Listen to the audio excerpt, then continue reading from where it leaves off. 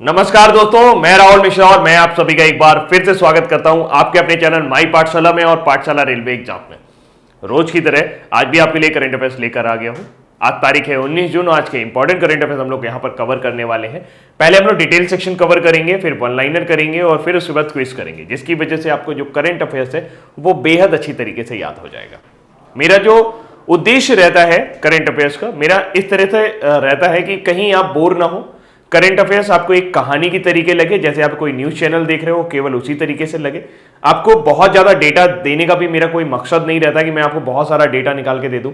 उससे होगा क्या कि आप देखते हैं कि कई सारे करंट अफेयर्स आपको पढ़ाने वाले मिलेंगे जो बहुत सारा डेटा आपको दे देंगे एक साथ एक करंट अफेयर्स में, लेकिन वो कितने दिन तक आपको याद रहेगा। ऐसा तो बहुत सारा डेटा आपके पास किताबों में भी पड़ा हुआ है, तो आप वीडियो क्यों देख रहे हो। तो सीधा सटीक हम उतना ही पढ़ना चाहिए जितना, उतना ही समझना चाहिए जितना हमारे एग्जाम पॉइंट ऑफ व्यू से इंपॉर्टेंट हो। तो फिलहाल चलते हैं वापस अपने करंट अफेयर्स की तरफ। एक क्वेश्चन आपकी स्क्रीन पर लिखा हुआ है कि फॉरेन डायरेक्ट इन्वेस्टमेंट के मामले में भारत को कौन सा स्थान हासिल हुआ है। आज हमारी पहली न्यूज भी वहीं से है। अभी हाल ही में अंकटाड के बारे में चर्चा हम अगली स्लाइड में करेंगे। अंकटाड ने एक रिपोर्ट जारी की और उसमें बताया कि फॉरेन डायरेक्ट इन्वेस्टमेंट हासिल करने के मामले में भारत विश्व के 9वें देश पर पहुंच गया है। पिछले साल भारत की रैंकिंग 12 है। आगे जाने से पहले थोड़ी सी चर्चा कर लेते हैं कि फॉरेन डायरेक्ट इन्वेस्टमेंट होता क्या है। फॉरेन डायरेक्ट इन्वेस्टमेंट, जिसे हिंदी में प्रत्यक्ष विदेशी निवेश कहा जाता है, किसी एक देश की कंपनी द्वारा किसी दूसरे देश की कंपनी में किया गया निवेश ही फॉरेन डायरेक्ट इन्वेस्टमेंट होता है। यह करने के दो तरीके होते हैं, एक होता है ग्रीन फील्ड इन्वेस्टमेंट, एक होता है portfolio investment. Green field investment में जब आप किसी दूसरे देश में जाकर एक नई कंपनी शुरू करते हैं तो उस तरह के निवेश को ग्रीन फील्ड इन्वेस्टमेंट कहा जाता है।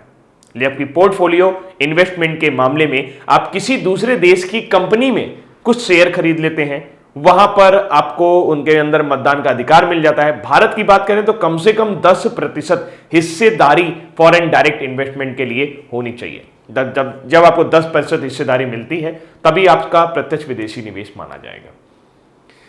भारत के अंदर दो तरीके से हो सकता है निवेश कर सकते हो आप। एक स्वतः चालित रूट है जिसे हम लोग ऑटोमेटिक रूट कहते हैं। मोदी सरकार ने कई सारे सेक्टर ऐसे हैं जो पहले आपके गवर्नमेंट रूट के अंदर होते थे, उसको ऑटोमेटिक सेक्टर में ला दिया है, जिसमें से डिफेंस भी एक प्रमुख है, आपका पेट्रोलियम भी उनमें से एक प्रमुख है। और अगर बात करें तो इसमें 100% FDI है, यानी कि 100% तक कोई व्यक्ति निवेश कर सकता है, कोई कंपनी निवेश कर सकती है। पिछले कुछ समय पहले जब कोरोना वायरस का हमारे यहाँ पूरे देश में हाहाकार मचा हुआ था, लॉकडाउन चल रहा था, तो उस समय भारत ने अपने पड़ोसी देशों को निवेश करने से रोक दिया था। लेकिन ऐसा नहीं कि उन्होंने पूरा निवेश करने से रोक दिया था, उन्होंने ऑटोमेटिक रूट के जरिए निवेश करने से रोक दिया था, जबकि गवर्नमेंट रूट के जरिए वो निवेश कर सकते थे। यानी कि किसी भी कंपनी में निवेश करने से पहले उन्हें सरकार की परमिशन लेनी पड़ेगी। अब बात करते हैं फॉरेन डायरेक्ट इन्वेस्टमेंट की। तो फॉरेन डायरेक्ट इन्वेस्टमेंट के मामले में देखा जाए तो भारत जो है वो आपका 9वें नंबर पर आया है। अब न्यूज कवर करते हैं। संयुक्त राष्ट्र के व्यापार और विकास सम्मेलन यानी कि अंकटाड ने, the UN conference on trade and development, ने रिपोर्ट दी कि 15 जून को विश्व निवेश रिपोर्ट 2020 जारी की है। इस रिपोर्ट के अनुसार भारत 2019 में $51 अरब का प्रत्यक्ष विदेशी निवेश हासिल करने के साथ वर्ष के दौरान दुनिया भर में 9वें स्थान पर रहा है। विकासशील एशिया क्षेत्र में भारत सबसे ज्यादा FDI प्राप्त करने वाले शीर्ष 5 देशों में शामिल रहा। वर्ष 2018 में भारत को $42 अरब का FDI यानी कि फॉरेन डायरेक्ट इन्वेस्टमेंट प्राप्त हुआ था, जबकि 2020 में इसे $56 का आपका $51 अरब का फॉरेन डायरेक्ट इन्वेस्टमेंट यानी कि FDI प्राप्त हुआ है $42 से। और पिछले साल भारत की रैंक 12वीं थी, जबकि इस साल भारत की रैंक 9वीं हो गई है। रिपोर्ट में बताया गया कि कोविड-19 के चलते 2020 में दुनिया भर में FDI में 40% तक गिरावट आने का अनुमान लगाया गया है। यह गिरावट 2019 में $1540 अरब के प्रवाह के मुकाबले आ सकती है। यदि ऐसा हुआ तो ये 2005 के बाद पहला अवसर होगा कि दुनिया के देशों में FDI पहली बार $1000 अरब के नीचे के नीचे आ जाएगा। सबसे ज्यादा FDI प्राप्त करने वाला इस बार भी यूनाइटेड स्टेट रहा, जिसने $246 अरब का FDI प्राप्त किया। पिछले साल उसने $254 अरब का FDI प्राप्त किया था। दूसरे नंबर पर चाइना है, जिसने $141 अरब का FDI प्राप्त किया, जबकि $138 अरब उसने पिछली बार किया था। सिंगापुर ने भी अपना स्थान बनाए रखा है और 5वें स्थान पर सिंगापुर है जिसने $92 अरब का निवेश प्राप्त किया है, जबकि नीदरलैंड जो है वो तीसरे नंबर पर आया है जिसने $114 अरब का निवेश प्राप्त किया है, जबकि हांगकांग चाइना के बाद $104 अरब का प्रत्यक्ष विदेशी निवेश प्राप्त करने वाला देश रहा है।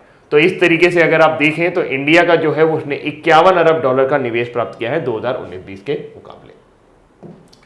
अंकटाड की बात करें तो संयुक्त राष्ट्र व्यापार और विकास सम्मेलन, जिसे United nation conference on trade and development भी कहा जाता है, यह संयुक्त राष्ट्र संघ की एक संस्था है। इसकी स्थापना 1964 में की गई थी। यह संस्था व्यापार, निवेश, विकास के मुद्दों संबंधित उद्देश्य को लेकर चलती है और देशों के बीच में सामंजस्य बनाए रखती है। मुख्य वर्तमान समय में इसके हेड यानी प्रेसिडेंट मुखीसा कितोई है, जो कि आपके केनिया से आते हैं। इसकी स्थापना 30 दिसंबर 1964 में की गई थी। इसका मुख्यालय जेनेवा, स्विट्जरलैंड में है। अगली जानकारी की तरफ चलते हैं। यूएस ओपन के लिए न्यूयॉर्क के गवर्नर ने मंजूरी दे दी है। जैसा कि आप सभी को पता है कि अभी तक सिर्फ एक ग्रैंड स्लैम हो पाया है इस साल, वो है ऑस्ट्रेलियन ओपन। ऑस्ट्रेलियन ओपन के बाद फ्रेंच ओपन होना था, फिर उसके बाद विंबलडन होना था। तो फ्रेंच ओपन तो रद्द नहीं किया गया है, लेकिन विंबलडन को रद्द कर दिया गया है। उसके बाद आपका यूएस ओपन का नंबर आता है, यानी कि अमेरिकी ओपन भी इसे कहा जाता है। अमेरिकी ओपन अब आपका यहां पर इसको आयोजित करने की मंजूरी मिल गई है, लेकिन वो खाली स्टेडियम में आयोजित किया जाएगा कोविड-19 के कहर के चलते। तो न्यूयॉर्क के गवर्नर एंड्रयू क्यूमो ने यूएस ओपन टेनिस टूर्नामेंट 2020 के लिए मंजूरी दे दी है। इसका आयोजन 31 अगस्त से 13 सितंबर 2020 तक खाली स्टेडियम में होगा। यूएस ओपन हर सत्र का चौथा और अंतिम ग्रैंड स्लैम होता है, लेकिन 2020 में यह दूसरा ग्रैंड स्लैम होगा। इस साल अब तक सिर्फ फरवरी में ऑस्ट्रेलियन ओपन का आयोजन हो पाया है। इससे पहले मई में फ्रेंच ओपन को स्थगित कर दिया गया था और इसका आयोजन अमेरिकी ओपन के खत्म होने के एक हफ्ते बाद करने की योजना है, जबकि विंबलडन को इस बार रद्द कर दिया गया है। 4 टेनिस ग्रैंड स्लैम होते हैं जिन्हें टेनिस का मेजर कहा जाता है। साल की शुरुआत में आपको ऑस्ट्रेलियन ओपन देखने को मिलेगा, या मिड या लेट आपको जनवरी में देखने को मिलता है, और इस बार ये मेलबर्न में खेला गया। हर बार मेलबर्न पे ही खेला जाता है। इस बार इसके जो विजेता रहे हैं पुरुषों में वो नोवाक जोकोविक रहे हैं, जिन्होंने डोमिनिक थिएम को हराया था, जबकि महिलाओं में इसकी जो विजेता रही वो सोफिया केनिन रही, जिन्होंने गार्बिन मुरुगजा को हराया था। फ्रेंच ओपन आपको जून मई में देखने को मिलता है, मई जून के दौरान देखने को मिलता है। ये पेरिस में खेला जाता है और ये क्ले कोर्ट पर खेले जाने वाला है। क्ले यानी कि मिट्टी के कोर्ट पर खेला जाता है। राफेल नडाल इसके पिछले साल के विजेता रहे और एशले बार्टी महिलाओं में। विंबलडन आपका जून जुलाई में होता है, इस साल ये रद्द कर दिया गया है और विंबलडन लंदन से संबंधित है। आप ऐसा समझ सकते हैं ऑस्ट्रेलिया, फ्रांस, लंदन यानी यूनाइटेड किंगडम और फिर उसके बाद आपका अमेरिका। ये ग्रास कोर्ट पर खेला जाता है, घास के कोर्ट पर खेला जाता है। पिछले साल के इसके विजेता नोवाक जोकोविक और सिमोना हालेप रही, जबकि आपका यूएस ओपन ये अगस्त और सितंबर के दौरान खेला जाता है। साल का सबसे अंत ग्रैंड स्लैम होता है और ये आपका अमेरिका से संबंधित है। ये भी आपका हार्ड कोर्ट पे खेला जाता है। हार्ड कोर्ट पर खेले जाते हैं यूएस ओपन और ऑस्ट्रेलियन ओपन। पुरुषों की बात करें तो अब तक सबसे ज्यादा ग्रैंड स्लैम जीतने वाले हैं रोजर फेडरर, स्विट्जरलैंड के हैं रोजर फेडरर, जिन्होंने 20 ग्रैंड स्लैम जीते हैं। उसके बाद राफेल नडाल का नंबर आता है। राफेल नडाल स्पेन से बिलोंग करते हैं, उन्होंने अभी तक 19 ग्रैंड स्लैम जीते हैं। और उसके बाद नोवाक जोकोविक का नंबर आता है, जिन्होंने 17 ग्रैंड स्लैम जीते हैं। इसके बाद पीट संप्रास का नंबर आता है। महिलाओं की बात करें तो महिलाओं में सबसे ज्यादा ग्रैंड स्लैम जीतने वाली हैं सेरेना विलियम्स, अमेरिका की सेरेना विलियम्स, जिन्होंने अब तक 23 ग्रैंड स्लैम जीते हैं। अगली जानकारी की तरफ चलते हैं। तो हाल फिलहाल अब हमें यूएस ओपन तो देखने को मिलेगा अपने समय से। अरुणाचल प्रदेश में एक मछली की नई प्रजाति खोजी गई है और चूंकि इसके जो जीन्स थे वो सीजियोथेरेक्स से मिलते हैं, इसीलिए इसका नाम सीजियोथेरेक्स सिकुसिरुमेनिस रखा गया है। अरुणाचल प्रदेश में मछली की एक नई प्रजाति का पता चला है जिसका नाम है सीजियोथोरेक्स सिकुसिरुमेनिस। इस नई मछली प्रजातियों की खोज डॉक्टर केशव कुमार झा ने की है। वह पासीघाट के जवाहरलाल नेहरू कॉलेज में प्रोफेसर, प्राध्यापक और प्राणी विज्ञान के प्रमुख हैं। सीजियोथोरेक्स सिकुसिरुमेनिस मछली प्रजाति की खोज पूर्वी सियांग जिले के मीबो सर्किल में गाकांग के पास की गई है। सिकु नदी और सिरुम नदी के संगम पर यह मिलने के कारण इसका नाम में आपको सिकु और सिरुम नदियों का नाम मिलता है। इसका नाम सिकु और सिरुम नदियों के नाम पर रखा गया है, सिकुसिरुमेनिस। तो फिलहाल सीजियोथेरेक्स सिकुसिरुमेनिस मेनिस नाम की मछली की प्रजाति कहां खोजी गई है? ये अरुणाचल प्रदेश में खोजी गई है। तो आज अरुणाचल प्रदेश को निपटा देते हैं। अरुणाचल प्रदेश में काफी कुछ ज्यादा घटनाक्रम है नहीं, लेकिन जो इंपॉर्टेंट घटनाक्रम है उनके बारे में बात करते हैं। अरुणाचल प्रदेश देश का पहला ऐसा राज्य बना जिसने IUCN की रेड लिस्टिंग शुरू की, international union for conservation of nature की रेड लिस्टिंग में उन प्रजातियों को या उन जातियों को रखा जाता है जो विलुप्त होने के कगार पे होती हैं, जिनके ऊपर संकट मंडरा रहा होता है। तो ऐसे में अरुणाचल प्रदेश में ऑर्किड एक पौधा होता है, उसकी रेड लिस्टिंग शुरू की गई है कि कहां वो उत्पन्न हो रहा है, कहां वो विलुप्त हो रहा है। इसके बारे में पूरी जानकारी अरुणाचल प्रदेश की सरकार के जो कर्मचारी हैं वो IUCN की मदद करेंगे। पहला राज्य है जो IUCN की रेड लिस्टिंग करवा रहा है। इसके अलावा 3 नए मेढकों की प्रजाति खोजी गई थी अरुणाचल प्रदेश में। उनका नाम रखा गया था लियूराना हिमालयना, लियूराना इंडिका और लियूराना मिनुटा। ये मेढक की प्रजाति थे, बहुत छोटे छोटे मेढक थे। 1 रुपए के सिक्के के ऊपर आप इन्हें बिठा सकते हैं, पूरा वयस्क मेढक। पेमा खांडू जो कि आपके अरुणाचल प्रदेश के CM हैं, उन्होंने अभी हाल ही में हंगपन दादा ब्रिज नाम का एक ब्रिज उद्घाटन किया है। BLRO ने बनाया था ये ब्रिज, और ये जो पुल है ये सुबनसिरी नदी पर बना है। एक नए स्नाइपर वाइपर यानी कि सांप की खोज की गई, new pit viper discovered in Arunachal Pradesh. उसका नाम हैरी पॉटर में एक कैरेक्टर है जो सांप से मिलता जुलता है, तो सालजार पिट वाइपर, आफ्टर सालजार स्लिथरिन के नाम पर उनका नाम सालजार पिट वाइपर रखा गया। अरुणाचल प्रदेश की राजधानी ईटानगर है। CM पेमा खांडू है, गवर्नर BD मिश्रा है। स्टेट एनिमल गायल है। गायल को आप गायल ही बोलेंगे, मुझे नहीं लगता कि और कुछ बोलेंगे। ये बड़ा सा जानवर होता है जिसको गौर भी कह सकते हो। स्टेट बर्ड है ग्रेट हॉर्नबिल। लोकसभा में केवल 2 सीटें हैं और राज्यसभा में केवल 1 सीट आपको अरुणाचल प्रदेश से देखने को मिलेगी। हिंदी भाषी छात्र आप यहां से देख सकते हैं। अगली जानकारी है, बहुत बढ़िया जानकारी है कि भारत को एक बार फिर से UN सिक्योरिटी काउंसिल का अस्थायी सदस्य चुन लिया गया है। फायदा क्या होगा? फायदा वही होगा कि जब आप किसी संस्था को रिप्रेजेंट कर रहे होते हैं, लोग आपके सपोर्ट में होते हैं। जैसे हमारी बात कोई नहीं सुनता, लेकिन अगर कोई राजनेता आ जाए, कोई विधायक आ जाए तो उसकी बात सुनी जाएगी। एग्जैक्टली वही है। यूनाइटेड नेशन सिक्योरिटी काउंसिल विश्व की सबसे ताकतवर संस्था है सुरक्षा के मामले में। अगर कहीं किसी देश में 2 देशों के बीच में स्थितियां बिगड़ती हैं तो यूनाइटेड नेशन सिक्योरिटी काउंसिल ही वो संस्था होती है जो ये डिसाइड करती है कि वहां पर सेना भेजी जानी है कि नहीं भेजी जानी है। शांति स्थापना के लिए इसके सैनिक जाते हैं, जिन्हें शांति दूत कहा जाता है। तो भारत अगर UNSC का सदस्य हो गया है तो इसका मतलब यह है भारत का चुनाव एशिया पैसिफिक क्षेत्र से किया गया है, यानी एशिया प्रशांत क्षेत्र से किया गया है। एशिया प्रशांत क्षेत्र में आने वाले 53 देश ने भारत का समर्थन किया, जिसमें चीन और पाकिस्तान भी शामिल है। उन्होंने यहां पर सदस्यता का समर्थन किया था पिछले साल। अब इस वजह से भारत को यहां पर उसकी सदस्यता, एक वजह यह भी थी कि कोई और था भी नहीं, निर्विरोध चुना गया है क्योंकि और कोई कैंडिडेट यहां भी एशिया प्रशांत क्षेत्र से गया नहीं। लेकिन इसका सीधा सा फायदा यह होगा कि भारत इस तरीके के प्रयास जब भी कुछ बात रखेगा, कम से कम यूनाइटेड नेशन में सुनी जाएगी। हाल फिलहाल 2 साल तक जो कार्यकाल है, लेकिन एक ड्रॉबैक भी है। भारत ऐसे में चीन के खिलाफ कोई प्रस्ताव UN में नहीं ला सकता, क्योंकि भारत और चीन इस समय एक ही संस्था के सदस्य हो गए हैं। ये एक छोटा सा ड्रॉबैक है कि भारत अगर चीन के खिलाफ कोई भी प्रस्ताव लाने की बात करता है यूनाइटेड नेशन में, तो वो उसे नहीं ला सकता, क्योंकि वो दोनों एक ही संस्था के सदस्य हैं। तो United nation security council Bharat को 17 जून 2020 को 8वीं बार संयुक्त राष्ट्र सुरक्षा परिषद का अस्थायी सदस्य चुन लिया गया है। यह भारत साल 2020-21-22 के लिए इस सर्वोच्च संस्था का अस्थायी सदस्य बन गया है। 193 सदस्यीय महासभा में 184 वोट हासिल किए हैं। 2 साल के कार्यकाल हेतु भारत को संयुक्त राष्ट्र सुरक्षा परिषद का अस्थायी सदस्य चुना गया है।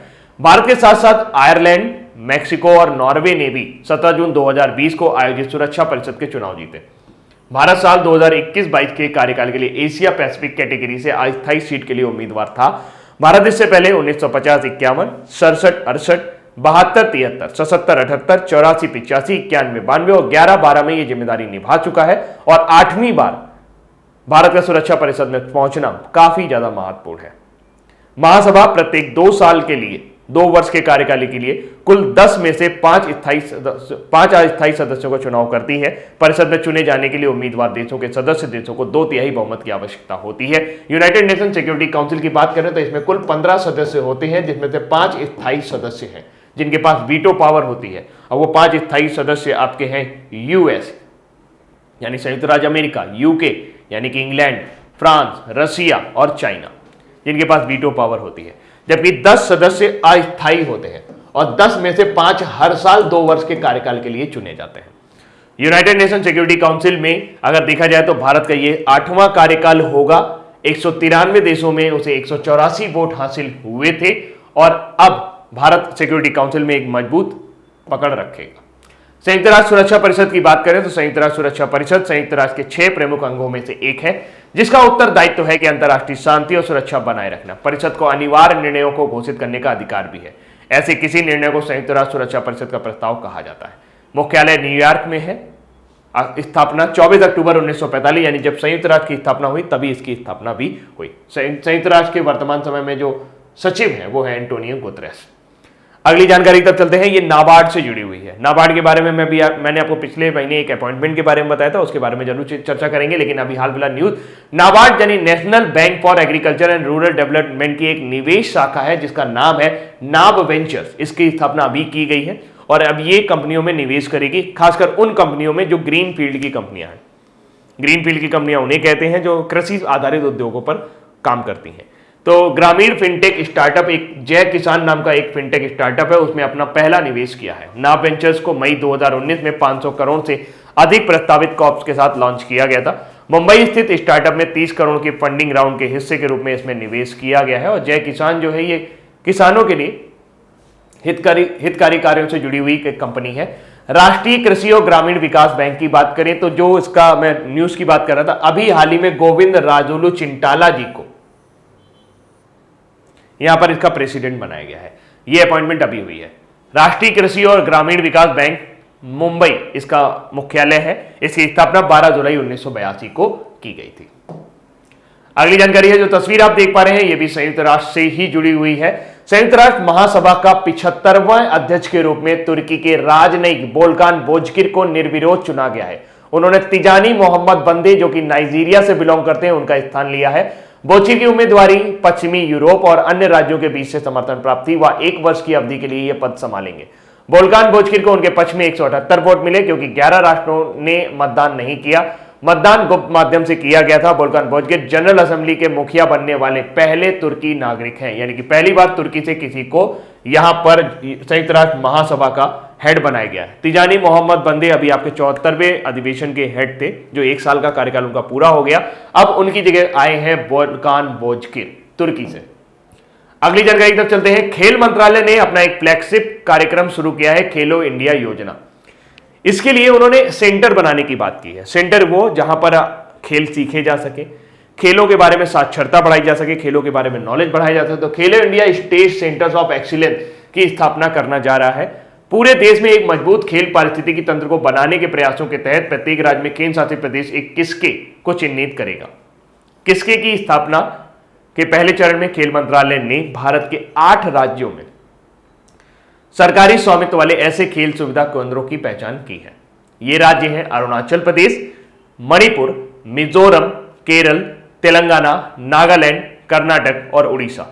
इन राज्यों में सरकारी स्वामित्व वाले ऐसे खेल सुविधा केंद्रों की पहचान की गई है जिन्हें खेलो India state centres of excellence के रूप में अपग्रेड किया जाएगा और वहां पर जो नए नए खिलाड़ी हैं उनको प्रोत्साहित किया जाएगा कि वो आए, खेलें और सीखें। खेलो इंडिया की बात करें तो खेलो इंडिया यूथ गेम का 3रा संस्करण इस बार असम गुवाहाटी में हमें देखने को मिला था, जिसमें महाराष्ट्र पहले स्थान पर रहा था। जबकि खेलो इंडिया यूनिवर्सिटी गेम्स का पहला संस्करण ये उड़ीसा में आयोजित किया गया था, भुवनेश्वर में, और इसमें पंजाब यूनिवर्सिटी जो है वो टॉप पर रही थी। फिलहाल इसके जो मस्कट थे, दोनों के ही मस्कट जय और विजय थे, बस थोड़ा सा स्पेलिंग में चेंज है। जो आपका खेलो India youth game Assam Guwahati में हुआ था उसका मस्कट जय और विजय था, बी उसमें इस्तेमाल किया गया था। जबकि जो इसका मस्कट बनाया गया था यानी शुभंकर बनाए गए थे वो जय और विजय बनाए गए थे, यानी VIJYA बनाया गया था। तो आई थिंक क्लियर हो गया होगा कि स्टेट सेंटर ऑफ एक्सीलेंस की स्थापना कौन करने जा रहा है, खेल मंत्रालय। वर्तमान समय में खेल मंत्री कौन है, किरण रिजिजू। अगली जानकारी भी खेल से है। अजरबैजान के ग्रैंड मास्टर शखरियार मामेदीरोव ने world star Sharjah online international शतरंज चैंपियनशिप जीत ली है। उन्होंने 10 राउंड में 7.5 अंक स्कोर करके प्रतिष्ठित खिताब और $3000 की पुरस्कार राशि जीती है। भारतीय ग्रैंड मास्टर पेंताला हरिकृष्ण 10 राउंड में 6.5 अंक लेकर चैंपियनशिप में दूसरे स्थान पर रहे। शारजाह सांस्कृतिक और शतरंज क्लब द्वारा शारजाह ऑनलाइन अंतरराष्ट्रीय शतरंज चैंपियनशिप की मेजबानी की गई थी। यह प्रतियोगिता शारजाह स्पोर्ट काउंसिल के अध्यक्ष शेख साकर बिन मोहम्मद अल कासिमी के संरक्षण में आयोजित की गई। तो किसने जीता है? अजरबैजान के ग्रैंड मास्टर शखरियार मामेदिरेव ने world star Sharjah online international शतरंज चैंपियनशिप जीत ली है। मुझे नहीं लगता शायद ही किसी एग्जाम में यह पूछा जाएगा। अगली जानकारी है, खादी एवं ग्रामोद्योग आयोग द्वारा महाराष्ट्र के पालघर जिले में नीरा एवं ताड़गुड़ का उत्पादन करने के लिए अनूठी परियोजना शुरू की गई है। नीरा हमारे यहां उत्तर प्रदेश में ताड़ी बोला जाता है। सेहत के लिए अच्छी होती है, लेकिन ये नशीली होती है, नशा वगैरह आ जाता है इससे। केवीआईसी द्वारा आरंभ की गई इस परियोजना का उद्देश्य यह है कि ताड़ी को सॉफ्ट ड्रिंक के रूप में विकसित किया जाए या नीरा को सॉफ्ट ड्रिंक के रूप में बढ़ावा दिया जाए और इससे एक उद्योग बना दिया जाए, इसे एक पर्टिकुलर आजीविका का जरिया बनाया जाए। क्योंकि महाराष्ट्र में काफी ज्यादा ताड़ के पेड़ आपको देखने को मिलेंगे। महाराष्ट्र में 50 लाख से अधिक ताड़ के पेड़ हैं। परियोजना के अंतर्गत केवीआईसी ने नीरा निकालने और ताड़ गुड़ बनाने के लिए 200 स्थानीय कारीगरों को टूल किट वितरित की है। इस टूल किट में फूड ग्रेड स्टेनलेस स्टील कढ़ाई, परफोर्टेड मोल्ड कैंटीन बर्नर्स और चाकू, रस्सी और नीरा निकालने के लिए कुल्हाड़ी जैसे अन्य उपकरण भी शामिल हुए। नीरा को सूर्योदय से पहले ताड़ के पेड़ से निकाला जाता है और भारत के कई राज्यों में एक पोषक स्वास्थ्य पेय के रूप में इसे पिया जाता है। तो महाराष्ट्र सरकार किसको शुरू कर रही है? नीरा और ताड़गुड़ के उत्पादन के लिए एक यूनिट शुरू कर रही है और उसमें उन्होंने जो ऑपरेटर्स लगते हैं वो थोड़ा सा इसको दिए। अगली जानकारी है, एशिया पैरालंपिक समिति ने बहरीन में आयोजित होने वाले एशिया युवा पैरा गेम्स के चौथे संस्करण को दिसंबर 2021 में आयोजित करने की घोषणा की है। इन खेलों में 20 साल से कम उम्र के लगभग 800 एथलीटों के 9 खेलों में हिस्सा लेने की उम्मीद जताई गई है। एथलेटिक, बैडमिंटन, बास्किया, goalball, para taekwondo, powerlifting, swimming, table tennis और व्हील चेयर बास्केटबॉल। इस कार्यक्रम का आयोजन बहरीन की राष्ट्रीय पैरालंपिक समिति के सहयोग से किया जाएगा। बहरीन के बारे में अभी हाल फिलहाल एक न्यूज रही थी कि पीयूष श्रीवास्तव जो वर्तमान समय में बहरीन में राजदूत नियुक्त किए गए हैं, जबकि दीपक मित्तल को कतर में राजदूत नियुक्त किया गया है। ये दोनों न्यूज एक ही दिन आई थी। बहरीन में जो राजदूत है वो कौन है? पीयूष श्रीवास्तव। अगली जानकारी है, सस्टेनेबल गैस्ट्रोनॉमी डे 18 जून को, हर साल 18 जून को विश्व स्तर पर सस्टेनेबल गैस्ट्रोनॉमी डे मनाया जाता है। यह दिन गैस्ट्रोनॉमी के प्रकृति से संबंधित सांस्कृतिक अभिव्यक्ति सहित दुनिया की सांस्कृतिक विविधता के रूप में स्वीकार करने के लिए मनाया जाता है। गैस्ट्रोनॉमी का संबंध, इसे कभी कभी आप पाक कला यानी कि पकाने की कला अथवा भोजन बनाने की कला भी कहा जाता है।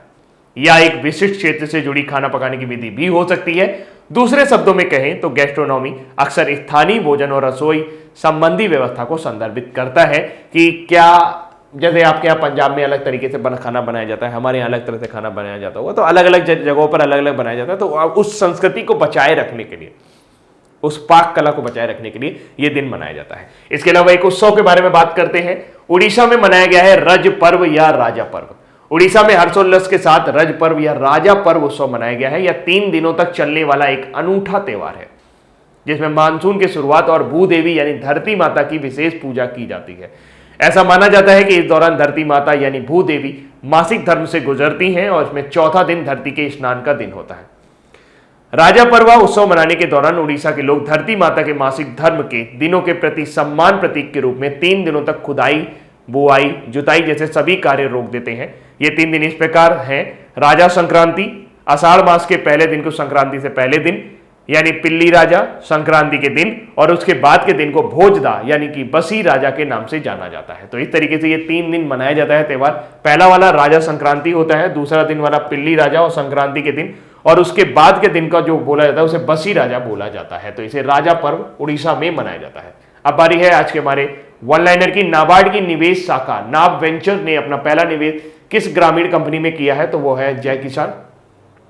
संयुक्त राष्ट्र के व्यापार एवं विकास सम्मेलन की विश्व निवेश रिपोर्ट के अनुसार भारत 51 अरब डॉलर का प्रत्यक्ष विदेशी निवेश हासिल करने के साथ वर्ष में कौन से नंबर पर रहा है? इस वर्ष वो 9वें स्थान पर रहा है। हाल ही में अरुणाचल प्रदेश में खोजी गई मछली की नई प्रजाति का नाम क्या है? सिजोथोरस सिकुसिरुम मेनिस। भारत कौन सी बार संयुक्त राष्ट्र सुरक्षा परिषद का स्थायी सदस्य चुना गया है? 8वीं बार। एशियाई युवा पैरा गेम्स के चौथे संस्करण कहां आयोजित होंगे? बहरीन में। संयुक्त राष्ट्र महासभा के 75वें राष्ट्रपति के रूप में किन्हें चुना गया है? या प्रेसिडेंट के रूप में यानी अध्यक्ष के रूप में चुना गया है? यहाँ पे राष्ट्रपति नहीं, अध्यक्ष होना चाहिए। Volkan Bozkir. किसके की स्थापना के पहले चरण में खेल मंत्रालय ने भारत के कितने राज्यों में सरकारी स्वामित्व वाले ऐसे खेल सुविधा केंद्रों की पहचान की है तो 8 राज्यों में। World star Sharjah online international शतरंज चैंपियनशिप में भारतीय ग्रैंड मास्टर पेंतला हरिकृष्णा कौन से स्थान पर रहे हैं? दूसरे स्थान पर रहे हैं। खादी एवं ग्रामोद्योग आयोग द्वारा किस राज्य में नीरा और ताड़गुड़ का उत्पादन करने के लिए एक अनूठी परियोजना शुरू की गई है? तो महाराष्ट्र में। इस साल विश्व स्तर पर सस्टेनेबल गैस्ट्रोनॉमी डे कब मनाया जाता है? 18 जून को। हाल ही में राजा पर्व किस राज्य में मनाया गया? उड़ीसा में। 3 दिन तक चलने वाला उत्सव। हाल ही में अरुणाचल प्रदेश में खोजी गई मछली की प्रजाति क्या है? तो मछली प्रजाति का नाम है सीजोथोरेक्स सिकुर सिरुमेनेसिस। नाबार्ड की निवेश शाखा नाव वेंचर ने अपना पहला निवेश किस ग्रामीण फिनटेक में स्टार्ट किया है? तो उसका नाम है जय किसान। संयुक्त राष्ट्र के व्यापार एवं विकास सम्मेलन में विश्व निवेश रिपोर्ट 2020 में भारत 2019 में $51 अरब का प्रत्यक्ष निवेश हासिल करने के बाद दुनिया में कौन से नंबर पर रहा है? तो 9वें नंबर पर रहा है। भारत कितनी बार संयुक्त राष्ट्र सुरक्षा परिषद का अस्थायी सदस्य चुना गया है? तो 8वीं बार संयुक्त राष्ट्र का अस्थायी सदस्य चुना गया। एशियाई युवा पैरा गेम्स के चौथे संस्करण को आयोजित कहां किया जाएगा? बहरीन में इसे आयोजित किया जाएगा दिसंबर 2021 में। संयुक्त राष्ट्र महासभा के 75वें राष्ट्रपति के रूप में, प्रेसिडेंट के रूप में यानी अध्यक्ष के रूप में किसे चुना गया है? तो वो चुने गए हैं वोल्कान बोचकिर, जो कि तुर्की से बिलोंग करते हैं। किसकी की स्थापना के पहले चरण में खेल मंत्रालय ने भारत के कितने राज्यों में सरकारी स्वामित्व वाले ऐसे खेल सुविधा केंद्रों की पहचान की है? तो 8 राज्यों में उन्होंने इस तरह के खेल सुविधा केंद्रों की पहचान की है। World star Sharjah online international शतरंज चैंपियनशिप में भारतीय ग्रैंड मास्टर पेंतला हरिकृष्ण कौन से नंबर पर रहे हैं? वो दूसरे नंबर पर रहे हैं। खादी और ग्रामोद्योग आयोग द्वारा किस राज्य में नीरा और ताड़गुड़ का उत्पादन करने के लिए एक अनूठी परियोजना शुरू की गई है? तो ये परियोजना आपकी महाराष्ट्र से शुरू की गई है।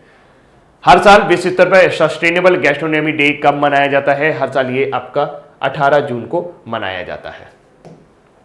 हाल ही में राजा पर्व किस राज्य में मनाया गया? तो रज पर्व या राजा पर्व जो है ये उड़ीसा राज्य में धरती माता के लिए मनाया जाने वाला पर्व है। 3 दिन तक चलने वाला ये पर्व है। तो फिलहाल आज के लिए इतना ही रखता हूं। उम्मीद करता हूं कि ये करंट अफेयर्स आपको समझ में आ गए होंगे और पसंद भी आ गए होंगे। तो प्लीज वीडियो को शेयर करना मत भूलिएगा, लाइक करना मत भूलिएगा। अभी के लिए इतना ही। Thank you so much. Bye bye.